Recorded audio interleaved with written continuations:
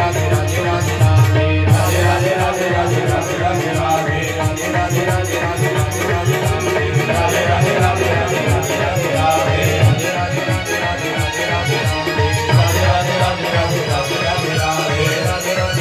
Radhe Radhe Radhe